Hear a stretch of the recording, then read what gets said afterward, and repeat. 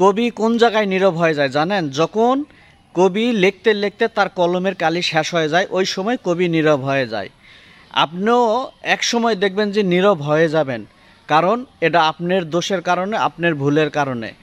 আপনি শুধু ফেসবুকে ভিডিও আপলোড করে যাচ্ছেন, কিন্তু আপনি কারো ভিডিও দেখতেছেন না, কারো পাশে আপনি থাকতেছেন না, কাউরে সাপোর্ট করতেছেন না। আপনার ভিতরে আপনি কত কন্টেন্ট বানাইতে পারবেন, আপনার ভিতরে কত কন্টেন্ট আছে, কত টপিক আছে। আপনি ভিডিও করতে করতে একসময় দেখবেন যে আপনার টপিক, আপনার ভিতরে যত যা টপিক ছিল সম্পূর্ণ ব্যালেন্স শেষ। তখন আপনি কি করবেন?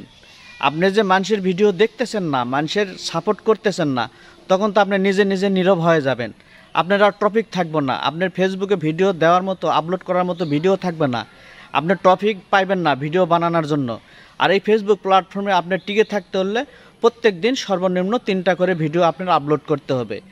এই জন্যই বলি, আপনি ভিডিও আপলোড করবেন, পাশাপাশি আপনি যত কন্টেন্ট দেখবেন, যত ভিডিও দেখবেন, তত আপনার কন্টেন্ট বানানোর জন্য আপনার আইডিয়া আসবে এবং আপনি কন্টেন্ট তৈরি করতে পারবেন।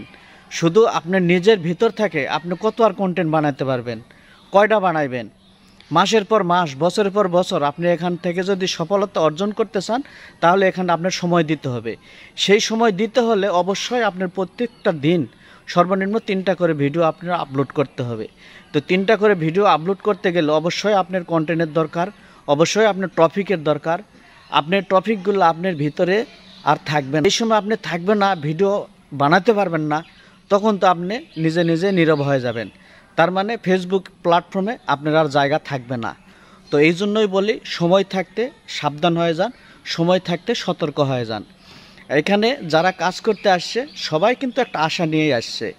আপনি আমার পাশে থাকবেন, আমি আপনার পাশে থাকব, আপনার কন্টেন্ট দেখব, আপনার থেকে আমি কিছু কন্টেন্ট আইডিয়া করে আমি কিছু টপিক বানাবো, আমার কন্টেন্ট দেখে আপনি কিছু আইডিয়া নিয়ে কিছু টপিক বানাবেন। এইভাবেই তো নিয়ম, এটাই তো নিয়ম। আপনি নিজে নিজে টপিক আর কত বানাবেন? তো ভাই, সময় আছে, সময় থাকতে সাবধান হয়ে যান এবং সময় থাকতে সতর্ক হয়ে যান। যদি এই প্ল্যাটফর্ম থেকে আপনি আর্নিং করার ইচ্ছুক থাকেন, যদি আশা থাকেন, আর এই প্ল্যাটফর্মে যদি টিকে থাকতে চান, অবশ্যই অন্যের পাশে থাকতে হবে।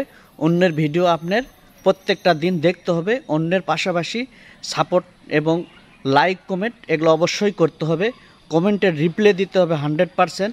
আপনি কমেন্টের রিপ্লাই যত দিবেন, তত আপনার রিলস এঙ্গেজমেন্ট ভালো থাকবে। আর ফেসবুক প্ল্যাটফর্মের আপনার পেজের মেন মেরুদণ্ডই হচ্ছে রিলস এঙ্গেজমেন্ট।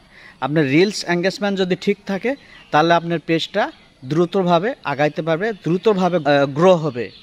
এই গ্রো যত হবে তত আপনি আগাইতে পারবেন। আপনি এখান থেকে ইনকাম আসবে কোথায় থেকে? আপনার ভিডিও ভিউ দিয়ে। আপনার যদি রিলস এঙ্গেজমেন্ট ঠিক না থাকে, মানুষের কাছে ভিডিও যাবে না, আপনার ভিডিওতে ভিউ আসবে না। আপনার ভিডিওতে ভিউ যদি না আসে, তাহলে আপনার ইনকামও আসবে না।